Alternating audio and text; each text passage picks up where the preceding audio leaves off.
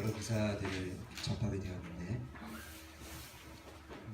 미국의 한 대학에서 이런 연구를 발표했습니다. 수많은 세상에 있는 사람들이 연말에 새해 계획을 세운다고 합니다. 새해 첫 주에 포기하는 분들이 4분의 1이랍니다. 그리고 한 달 새에 거의 대부분이 포기합니다.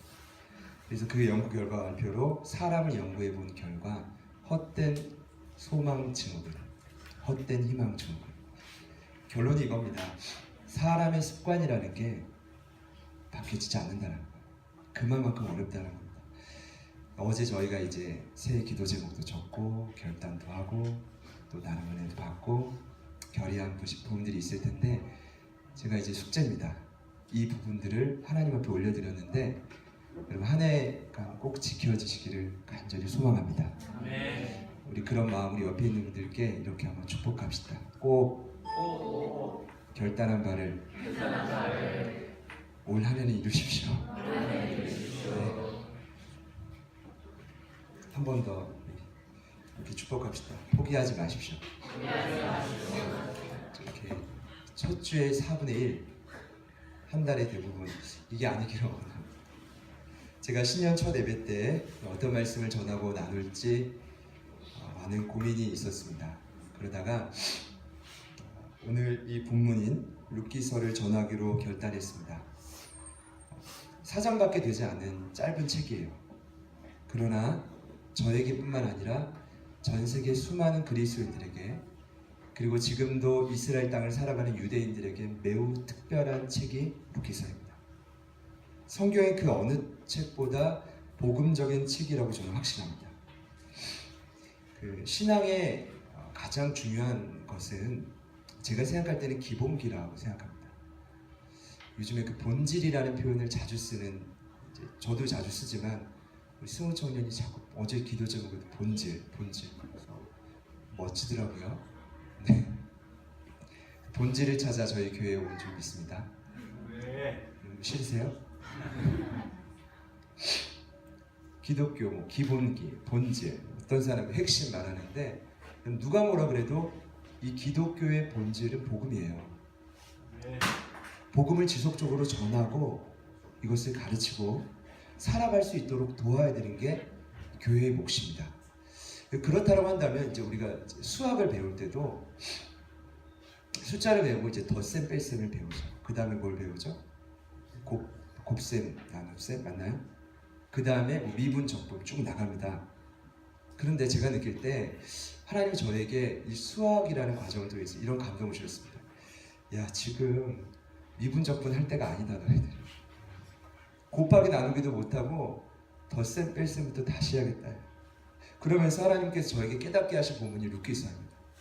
룻기서를 보는데 한편으로 창피하기도 하고 무섭기도 하고 두렵기도 해요. 그러나 제 안에 기대감이 있습니다. 뭐냐 하면 제가 처음으로 이 길에, 좁은 길에 발을 들이게 했던 책이에요. 저는 복음이라는 그 산물과 깊은 의미를 룻기서를 통해 배웠습니다.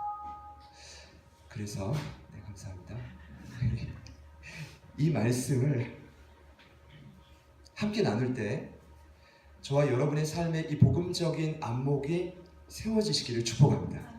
이 복음적인 이 렌즈가 세워지고 세상을 바라볼 때 삶이 변화될 수 있는 틀이 마련되기를 원해요.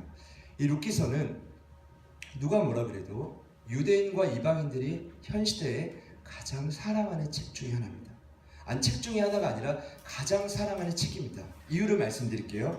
유대인들이 이토록 룻기서를 사랑하는 이유는 수많은 책이 있는데 구약에 주인공이 두 사람 나와요. 남자 주인공, 여자 주인공. 남자 주인공의 이름 그 유명한 보아스 들어보셨죠? 여자 주인공은 룻. 근데 이 남자 주인공인 보아스가 나이가 지긋지긋하게 들도록 결혼 못한 노총각이 노총각이 유대인들이 그토록 증오했던 이방 모압 여인인 룻을 만나 해피엔딩을 이루어요. 근데 여러분 지금 부모님들이 많지만 드라마 좋아하십니까? 그러니까 인기가 많다는 것은 좀 대중적이에요. 그러니까 유대인들이 이 룻기서라는 드라마 같은 내용을 왜 좋아하는지 아십니까? 해피엔딩.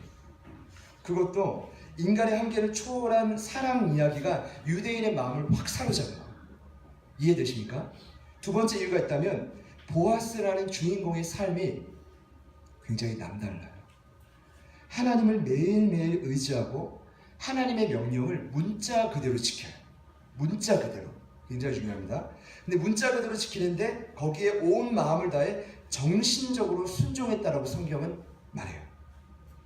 가련한 이방인 여인을 그냥 보지 않고 자신의 모든 것을 들여 그 가정을 살려요. 처음에는 그 마음이 배려와 긍휼이었는데 그 배려와 긍휼이 조금 더 지나자 동정이 되고 동정이 사랑이 되고 보아스도 몰랐을 거예요. 결혼하게 되죠. 그렇게 하나님의 기적이 이루어진 거예요. 세 번째, 보아스의 후손 중에 누가 나오냐 하면 유대인들이 그토록 존경하는 왕인 다윗 왕이 나와요. 그래서 유대인들은요 이 룻기서를 너무나 좋아하고 사랑해요. 이방인들은 왜 좋아할까요?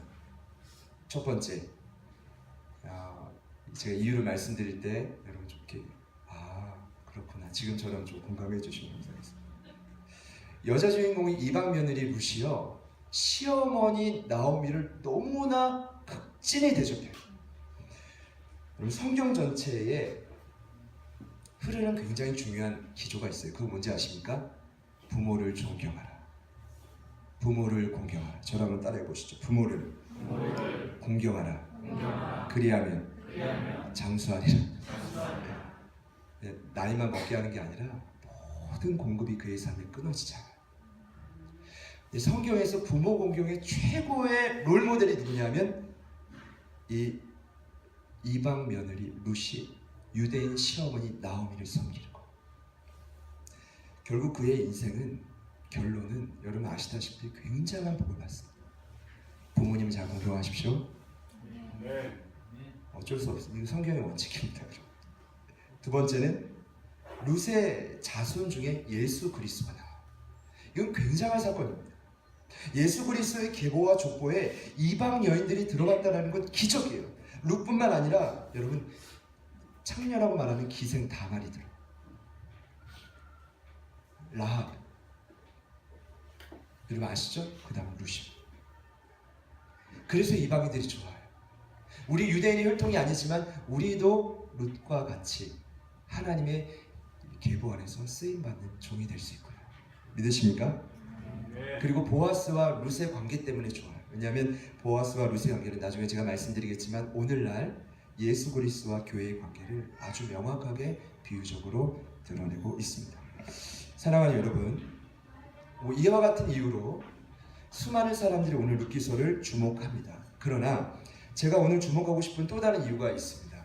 여러분 이스라엘엔 3대 절기가 있죠. 제가 어제도 말씀드렸지만 유월절, 오순절, 초막절. 오순절은 칠칠절이라고도 하고 초막절은 장막절이라고도 합니다. 그런데 중요한 건 이 유월절 중간에 뭐였죠? 오순절, 초막절을 세 절기를 잇는 중간의 절기가 오순절인데 1년에 세 차례의 중요한 이 예배 시간에 오순절이 되면 어떤 성경을 본문으로 보는지 아십니까? 룻기서를 봐요. 여러분 구약 성경이 너무나 많은데 지금 유대인들이 그 세 번의 절기 중 가장 중요한 절기라고 말하는 중간 절기에 이 룻기서 본문을 꼭 봐요. 이유는 여러분 오순절은 그냥 성령이 강림한 절이 아니라 뭐와 연관이 되어 있냐면 밀을 수확하는 맥주절과 연관이 되어 있습니다. 이게 왜 룻기서와 연관이 되냐 하면 여러분 그 부르심의 자리를 떠나서 모압 땅에 갔더니 그들이 흉년을 맞이하고 목숨을 잃어요. 그런데 목숨을 걸고 그 룻과 그 어머니 나오미가 다시금 베들레헴으로 돌아왔을 때 그들을 기다렸던 것은 다름이 아닌 풍성한 밀이라는 선물이었습니다. 여러분 이해가 되십니까? 그래서 오순절날 수많은 유대인들이 룻기서를 읽어요. 두 번째로 이 오순절은 단순히 그 맥주절뿐만 아니라 구약 성경을 보면 출애굽기 19장에 그들이 출애굽하고 50일 만에 어디에 다다르냐 하면 시내산에 다다릅니다. 그리고 그 오순절날 구약의 첫 오순절날 하나님이 모세를 통해 십계명과 토라를 주십니다. 그러면서 말씀하시죠. 율법대로 살면 너희들의 삶이 풍성할 것이야. 약속하십니다. 그런데 이것을 그대로 재현했던 게 룻기서입니다. 하나님의 말씀대로 살지 못하고 부르심의 자리를 떠나 모압 지방으로 갔더니 목숨을 잃어요.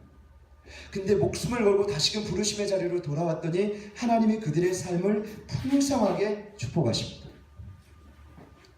오순절과 연관이 되죠. 제가 또 팁을 한 가지 말씀드리면, 이스라엘이 그토록 존경했던 다윗 왕이, 여러분 제가 이번에 처음 알았는데 오순절에 태어났다가 오순절에 돌아가셨습니다. 그래서 유대인들은 오순절이 되면 어떤 책을 읽어요? 룻기서를. 근데 제가 오늘 여러분들께 뭐 이런 말씀보다 조금 더 중요한 말씀을 드리고 싶어요. 그건 바로 뭐냐면, 유대인들이 도대체 왜 그 3대 명절 중 가장 중요하다고 말하는 오순절날 그 예배 시간에 이 룻기서를 읽느냐. 그것은 오늘 1장 1절에 나온 성경에 기록된 배경 때문이에요. 우리 같이 한번 1절을 한번 더 읽어보겠습니다. 시작. 사사들이 시기하는데 끝나게 유명이 있느냐. 유다 들에 한 사람이 레아와 두 아들을 데리고 모압 지방에 가서 거류하였는데. 오늘날 룻기서가 유대인과 이방인들에게 사랑받는 이유, 오순절에 읽히는 이유, 가장 중요한 이유는 한마디로 오늘 성경에 기록된 배경 때문입니다. 1장 1절에 이렇게 나오죠. 사사들이 치리하던 때에 그 땅에 뭐가 들었어요? 흉년이 드니라. 오늘 말씀 제목입니다. 같이 한번 따라합시다. 사사들이 치리하던 그때에 흉년이 드니라. 세상적으로 보면은 아무런 소망이 보이지 않는 그 시점에 어떤 일이 일어나냐면, 하나님께서 어디 버림받은 그 이방 땅 모압 여인 룻을 들어서 진흙과 같은 이 세상 속에 진주와 같은 참된 신앙의 본을 보여요. 근데 여러분 그거 아세요? 한 사람이 참된 신자가 있으니까 세상이 바뀌어요. 왜 오늘날 수많은 유대인들이 삶에 찾아온 한계를 뛰어넘기 위해 이 룻기서를 읽는지 아십니까? 지금 이 삶이 사사들이 치리하던 그때처럼 치욕적인 역사라 잊고 싶은데, 그때 기적이 일어났어요. 그 기적이 뭐냐 하면 다른 기적이 아니라 하나님께서 모압 이방 여인 그 한 사람인 룻이라는 참된 신자의 본을 통해서 이스라엘을 부흥시켰다는 것. 제가 오늘 이 말씀을 드리는 이유를 아실 겁니다. 만만치 않은 세상을 살아가는 저희들입니다. 오늘 저희들에게 수많은 유대인들과 이방인들에게 주었던 것처럼 오늘 이 룻이라는 한 사람을 통해 놀라운 영적인 도전과 충격이 있게 되기를 소망합니다. 제가요 새해 가운데 이 말씀을 정하면서 굉장한 기대감이 있습니다. 하나님, 저희 안에도 룻과 같은 인물이 나오게 도와주십시오. 한 사람만 참된 신자가 있으면, 한 사람만, 그럼 그 한 사람을 통해 이 세상이 바뀌어져요. 나라가 바뀌어져요. 열방의 그 역사가 바뀌어져요. 여러분 그런 인물들이 저희 교회 교육부서에서 나오기를 소망합니다. 그리고 이 자리에서 나오기를 기대합니다. 그러면 그 배경을 제대로 알아야 돼요. 도대체 어떠한 배경을 어떻게 뒤집었기에 이렇게 그토록 이 말씀을 사모하는가. 사사들이 치리하던 그때에, 이때는 한마디로 사사 시대를 의미합니다. 이스라엘이 적과 꿀이 흐르는 가나안 땅에 들어와서 정착하기 위해 몸부림을 치던 시기가 바로 이때입니다. 이 시기가, 여러분 오해하지 마세요. 지금 광야를 지나는 시기 아닙니다. 여호수아처럼, 성지씨, 네. 여호수아처럼 지금 막 거기서 막 영적인 전투를 해서 막 싸우는 그런 시기가 아닙니다. 여기는 지금 어떤 시기냐면 그냥 약속의 땅에 정착해서 누리면 돼요. 누리면 되는데 결론은 뭐냐면 350년 동안, 이 사사시대 동안 누리질 못해요. 하나님 누리라고 허락하셨는데 누리질 못해. 이유가 뭘까요? 이유는 분명히 나와 있습니다. 너무나 인간적인 이스라엘 모습이 이 사사 시기에 드러나요. 여러분 사사가 누굽니까? 왕이신 하나님이 그 이스라엘 백성들을 얼르고 달래기 위해서 대신해서 자기 대신해서 이스라엘 통치하는 지도자로 세우신 자들입니다. 그래서 하나님이 그들을 세우셨고 하나님은 그들에게 능력을 주셨고 하나님의 지시를 따라 이스라엘을 다스리게 했습니다. 근데 참으로 재미난 것은 이스라엘 백성들에게 좋은 사사가 있으면, 이 말은 좋은 지도자가 있으면 힘을 합쳐서 열심히 살아요. 그런데 좋은 지도자가 자취를 감추면 사방으로 흩어져 본인의 신앙의 본색을 드러내요. 이건 뭔지 아세요? 근원적으로 이스라엘 백성들의 삶이 바뀌어지지 않았다는 거예요. 보이는 지도자가 없으면 본색이 드러난다는 말은 뭔지 아십니까? 그것이 현 이스라엘의 주소였다는 거예요. 목자 없는 양과 같이 유리라는 것이 그들의 영적인 상태였습니다. 그들에게 사사들은 그냥 정치적인 수단일 뿐이었습니다. 그들의 삶은 근본적으로 바뀌어지지 않았습니다. 여러분, 더 이상 그들에게 모세와 여호수아 같은 강력한 지도자가 없습니다. 그러니까 멋대로 사는 거예요. 그 시간이 지나면서 그들의 삶의 특징을 한마디로 이렇게 정리할 수 있습니다. 사사기 17장 6절과 마지막 절인 21장 25절을 보면 한마디로 사사들이 치리하던 그때를 이렇게 정의합니다.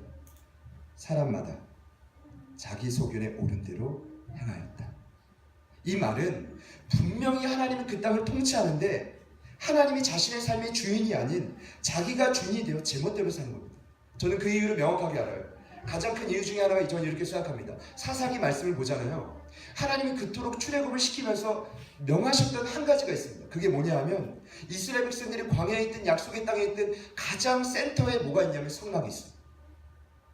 그리고 그 성막에서 어찌됐든 간에 예배를 드리고 하나님의 지시를 받고 그 지시대로 살아가게끔 명령했습니다.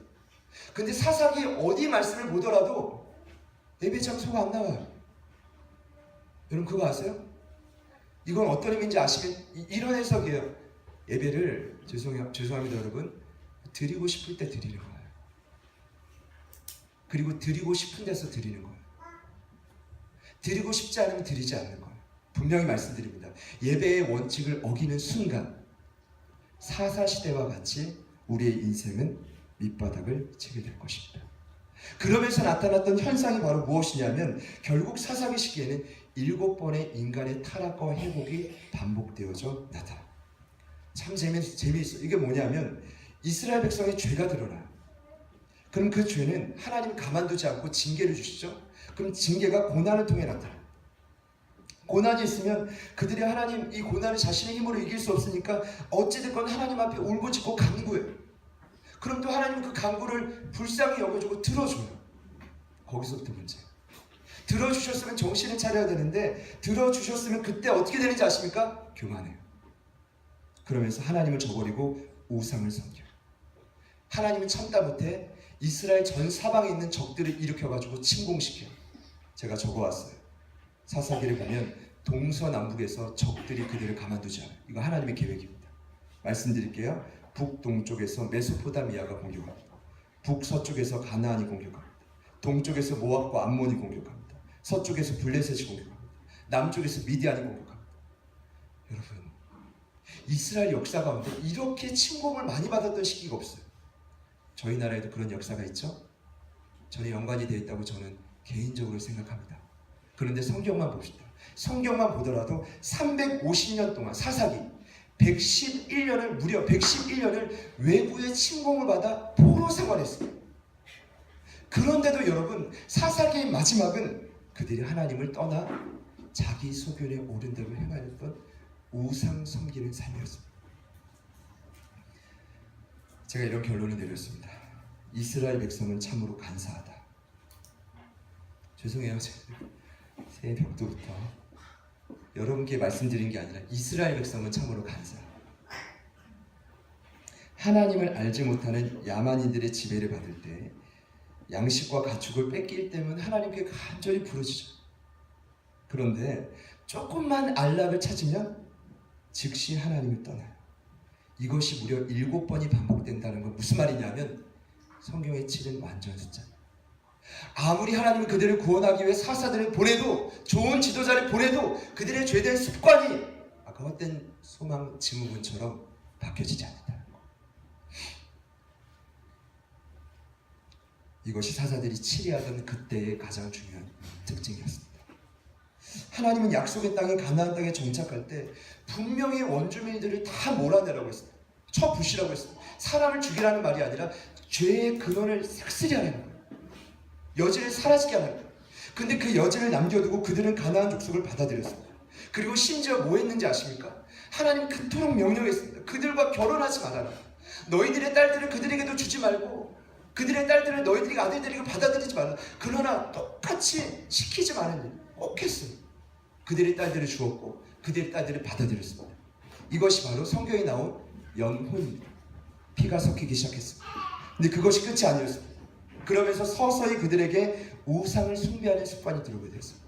여러분 꼭 기억하십시오. 세상과 하나님은 동시에 섬겼던 경험이 없습니다. 동시에 섬긴다라는 말은 하나님을 버리고 우상을 섬긴다라는 뜻입니다. 제가 사사들이 치리하던 그때를 이렇게 정리해 보았습니다. 처음부터 확실하게 하나님의 말씀에 조건 없이 순종하지 않고 타협하기 시작했더니 그들과 공존할 수 없는데 공존을 결정했더니 그 타협은 보다 깊은 타협인 연혼을 가져왔습니다. 그리고 그 연혼이라는 타협은 또 다른 타협을 가져왔는데 그 마지막 타협은 무엇이냐? 저와 여러분의 삶 속에 이스라엘 백성들의 삶 속에 하나님이 아닌 수많은 잡다한 우상들을 그 가운데 세워놨다는 겁니다. 결국 그들은 하나님을 버리기 시작한 것입니다. 저는요 오늘 이 시대를 바라보며 사사들이 치리하던 그때와 크게 다르지 않다고 생각합니다. 대한민국 전체를 바라보는 게 아니라요, 죄송합니다만 여러분, 예수님을 믿고 신앙한다라고 말하는 신앙인들의 삶이 이때와 다르지 않다고 생각합니다. 각자 자기 소견에 오른 대로 행합니다. 아마도 진정 하나님이 원하시는 뜻대로 타협하지 않고 목숨 걸고 조건 없이 순종한다면 굉장한 기적이 일어날 것입니다. 제가요 오늘 이 말씀을 묵상하다 보니 사사들이 치리하던 그때 일어나는 공식이 있어요. 그게 바로 흉년입니다. 약속의 땅인 가나안 땅에 흉년이 왜 들었을까요? 제가 여러분들께 질문 드려보겠습니다. 여러분 나름대로 신앙생활 열심히 작년 한 해 하셨죠? 근데 힘드셨죠? 부르심의 자리를 지킨다고 생각하시는데 왜 흉년이 찾아올까요? 심적으로나 정신적으로나 실질적으로 우리 물질적으로 모두 다요. 왜 그렇다고 생각하십니까?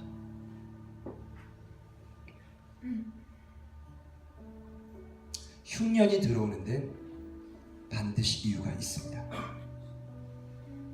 흉년이 찾아올 때는 이유 없는 결과는 없습니다. 왠지 아십니까? 하나님은 그 약속의 땅인 가나안 땅에 흉년이 들 것이라고 한 번도 말씀하지 않았습니다. 도리어 이렇게 말씀했습니다.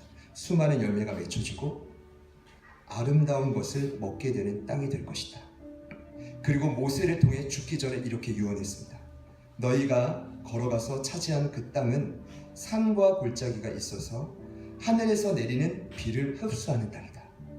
내 하나님 여호와께서 돌보아 주시는 땅이다. 연초부터 연말까지 내 하나님 여호와의 눈이 항상 그 위에 머무를 것이다. 그리고 구체적으로 어떻게 더 말씀했는지 아십니까? 여호와께서 너희의 땅에 이른비와 늦은비를 적당한 때에 내리시니 너희가 곡식과 포도주와 기름진 것을 얻을 것이요 또 가축을 위하여 풀이 나게 하시니 내가 먹고 배부를 것이다. 여러분 이 땅이 약속의 땅입니다. 여러분 이 땅이 지금 저와 여러분이 거해진 땅입니다. 예수 믿고 우리가 속한 가정과 사업장과 우리가 못한 일하는 모든 삶의 일터가 이와 같아야 돼요. 그럼 이와 같이 못하다면 죄송합니다 여러분, 지금 여러분이 괜찮다 하는 표정으로 저를 보시지만 흉년이라는 거 잘 압니다. 해결해야 될 문제가 너무 많다는 거 잘 압니다. 새해를 맞이했지만 들뜬 마음이 있지만 풀리지 않는 과제가 많다는 걸 너무나 잘 압니다. 오늘 말씀이 해결이 되기를 소망합니다. 사사들이 치리하던 그때에 흉년이 들었습니다. 한마디로 여러분, 하나님 저버린 결과입니다. 하나님 제대로 신앙하지 않고 있는 것입니다. 그냥 내 생각과 계획대로 주님 믿고 있는 것입니다. 그럼 언제까지 이 흉년을 버틸 수 있을 것이라 생각하십니까? 2017년 하네요? 18년이요? 여러분, 이 삶 그대로 쭉 진행되면 버티실 수 있을 것 같습니다. 저는 못 버텨요. 저부터는. 하나님이 제 삶에도 풍성한 은혜 주셔야 저는 삽니다. 여러분의 삶에도 동일하지 않습니까? 제가 왜 오늘 이 말씀을 묵상하고 나누냐 하면 약속의 땅에 들어갔단 말입니다. 들어갔으면 하나님의 뜻대로 살면 흉년이 아니라 풍성한 열매를 누려야 되는데 왜 우린 흉년이냐 말입니다. 이게 수학의 덧셈 뺄셈입니다. 이게 신앙의 가장 기본입니다. 사랑하는 여러분, 오늘 말씀을 통해 성령께서 우리에게 주시는 귀한 깨달음이 있기를 축복합니다. 우리 개인의 삶에, 가정에 찾아왔던 흉년이 풍성한 은혜로 변화되기를 소망합니다. 그리고 조국 대한민국에 찾아온 흉년이 변화될 수 있기를 소망합니다. 제가 정죄하고 판단하려고 이 말씀 전하는 게 아니라 이 책을 처음 읽었던 독자들이 이 책을 왜 읽었을까요? 그냥 흉년으로 그냥 살려고요? 아닙니다, 여러분. 이 책에 누가 등장합니까? 버림받았다라고 말하는 모압 땅에, 전쟁의 신을 섬기는 그 모압 땅에 한 여인인 참된 신자 루시 등장하니까 본인도 살고 남편도 살리고 부모도 살리고 조국 이스라엘도 살리고 열방을 주께로 돌이켜요. 그 참된 한 사람, 참된 신자 한 사람, 그 한 사람만 이 세계에 저희 공동체 안에 세워질 수만 있다면 하나님은 무한한 역사를 이루어갈 수가 있어요. 여러분, 왜 유대인들이 그 3대 명절 중 오순절날 이 말씀을 읽는 줄 아시겠습니까? 룻이 필요하다는 겁니다. 오늘 제자들 교회에 룻과 같은 사람이 필요합니다. 진흙과 같은 이 세상 속에 진주와 같은 참된 믿음의 본을 보일 수 있는 모델이 필요합니다. 그 본이 저와 여러분이 되기를 간절히 소망합니다. 그 내용들을 함께 나누어갈 것입니다. 그럼 그 말씀대로 우리의 삶이 반응하고 순종해 갈 때 저는 기대합니다. 기도할 것입니다. 하나님, 더 이상 우리의 삶의 흉년이 아니라 풍성한 열매를 허락하여 주십시오. 각 가정과 사업과 현장 가운데 그저 간신히 이겨내는 그런 모습이 아니라 하나님, 제발 풍성한 은혜를 허락해 주십시오. 건강의 회복도 주시고 잘못된 죄된 습관도 끊어지게 하여 주시고 믿지 않는 부모님, 믿지 않는 가족들도 주께로 돌이키는 역사가 일어나게 하시고, 그것이 우리 힘으로 가능하지 않단 말입니다. 여러분, 우리 주님의 은혜를 구합시다. 그리고 이 말씀 붙들고 함께 찬양하겠습니다.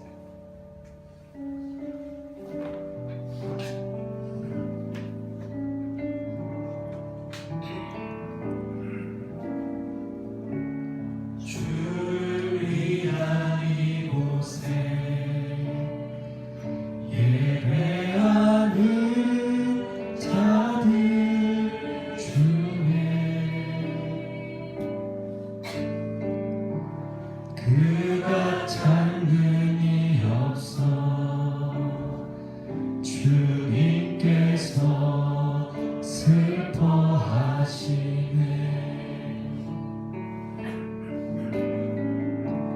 주님이 찾으시는 그 한 사람, 그의 계좌, 내가 그 사람에게 간절히 주께 예배하네. 주를 위한 이곳에, 주를 위한 이곳에 예배하는 자들 중에 그가 찾는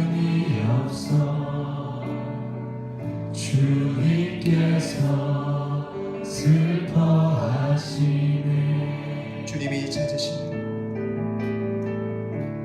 주님이 찾으시는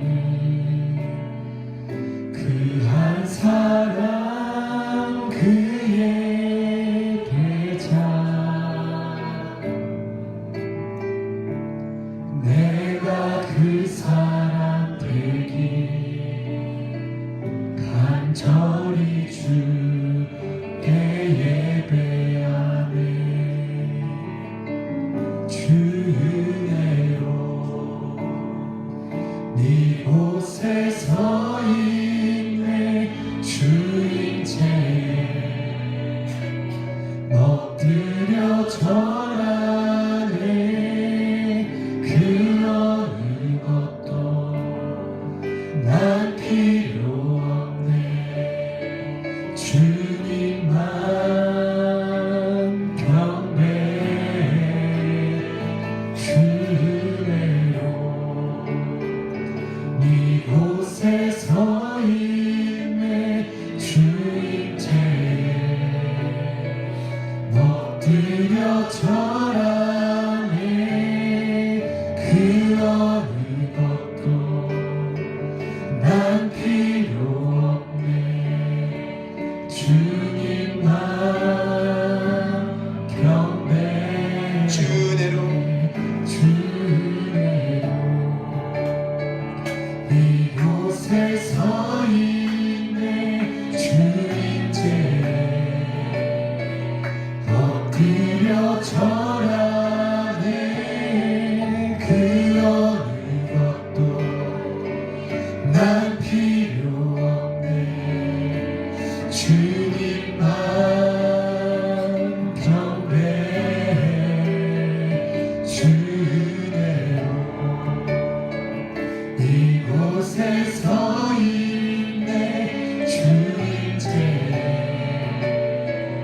엎드려 절하네 그 어느 것도 난 필요 없네 주님만 경배해 사사들이 치리하던 그때에 이스라엘 땅에 사상 초유의 흉년이 들었습니다. 흉년이 들 수 없는 그 땅에 흉년이 들었다라는 건 하나님께서 그들의 생계를 끊었다라는 이유입니다. 우리는 그때 알아야 됩니다. 하나님 앞에 결사적으로 매달려요. 그리고 하나님께서 우리를 구원하실 때 여전히 교만하지 않고 결사적으로 매달려요. 더욱더 깊이, 더욱더 깊이. 그렇게 하지면 않으면 또 다른 우상을 섬기고 타협하고 쓰러지는 것이 우리 인간. 이 시간 여러분들을 초청합니다. 말씀을 들으시면 주님 앞에, 하나님 앞에 남몰래 타협했던 부분들이 있다면, 그리고 타협하여 또 다른 타협을 불러오고 그 타협이 또 다른 타협을 또다시 불러오고 결국 하나님을 섬긴다라고 하지만 마치 사사시대를 살아갔던 수많은 하나님의 자녀들과 같이 겉모양만 남은 능력 없는 그리스도인이라면 이 시간 주님 앞에 그 모든 것을 돌이키고 회개하시기를 축복합니다. 그리고 다시금 저버리셨던 하나님을 붙드십시오. 하나님께서 우리들을 통해 새 일을 행하시기를 원하십니다. 약속의 땅에서 풍성한 열매를 맺게 하시기를 원하십니다. 여러분, 이 상태 그대로 만족하십니까? 고백드렸듯이 저는 살 수 없습니다. 저는 그래서 저에게 선포하고 가정을 향해 또 공동체를 향해 한 해 동안 계속해서 선포할 것입니다. 하나님, 이 약속의 땅에서 풍성한 열매를 거두게 하여 주시옵소서. 아멘. 그리고 저를 살려주시고 아멘. 가정도 살려주시고 아멘. 우리 모두 함께 살려주옵소서. 아멘. 주님의 은혜를 허락하여 주시옵소서.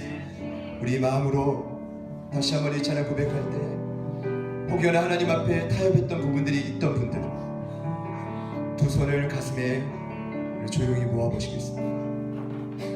그리고 우리 결단하며 이 찬양 고백합시다. 주를 위한 이곳에 예배하는 자들 중에 그가 찾는 이 없어 주님께서 슬퍼하시네. 주님이 찾으시고 주님이 찾으시는 그 한 사람 그의 대상 내가 그 사람 되기 간절히 주께 예배하네. 주 은혜로 주 은혜로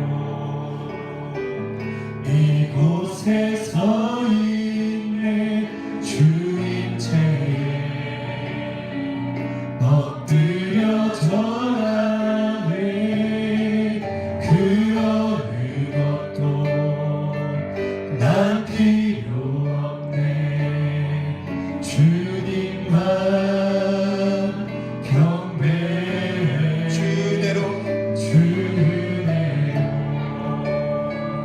이곳에 서 있네. 주임체에 엎드려 절하네.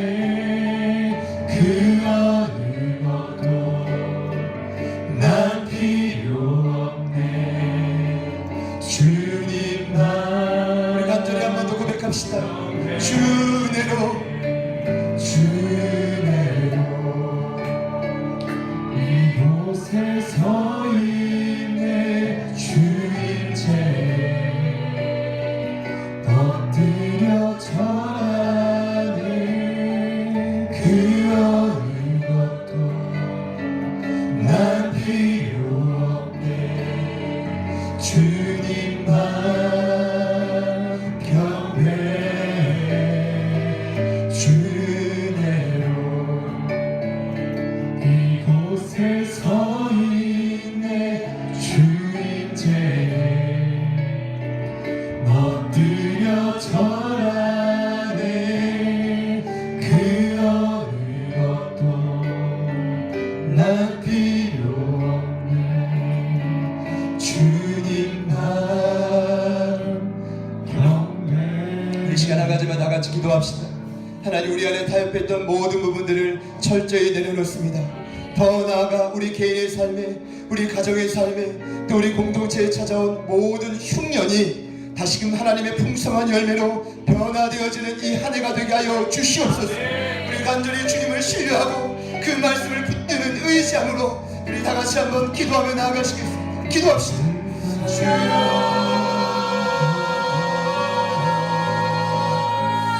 하나님 아버지, 이 시간 간절히 구하며 하나님의 은혜를 나누고 하나님 앞에서 우리가 타협하고 결의했던 모든 모습을 하나님 앞에 철저히 돌이킬 수 있는 이 시간을 주시옵소서. 하나님과 하나님과를 기도하고 주님 앞에 본질을 찾으며 구하며 나아가는 우리들의 신념과 다시금 이 목리를 잃어버리지 않게 하여 주시옵소서. 다시금 이 목리를 찾게 하여 주시옵소서. 살리신 하나님 아버지 앞에서 우리의 신뢰가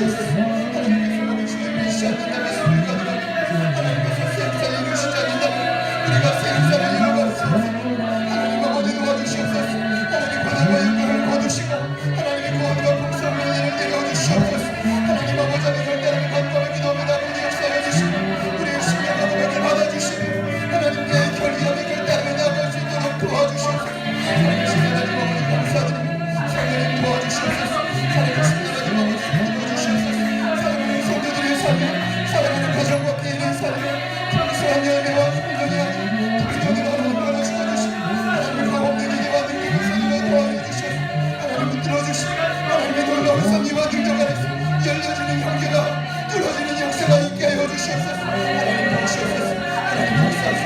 하나님 아버지 온전히 돌이키게 하여 주시옵소서. 주님 아버지 함께 하여 주시옵소서. 온전히 주의 뜻을 구하며 하나님의 은혜를 강구하며 나아가게 도와주시옵소서. 주님의 이름을 강구하며 나아가게 성령님 도와주시옵소서. 주님의 은혜를 구하며 성령님 도와주시옵소서.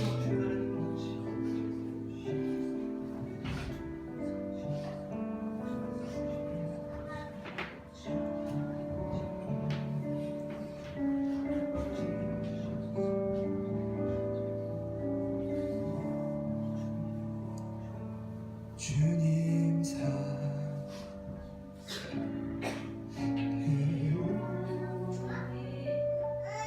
온 마음으로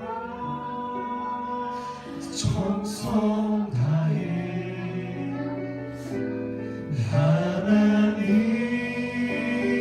하나님의 시시라 친구 되길 원합니다. 주님 주님 사랑해요.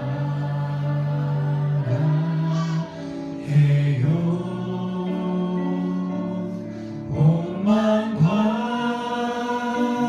정성 다해 하나님의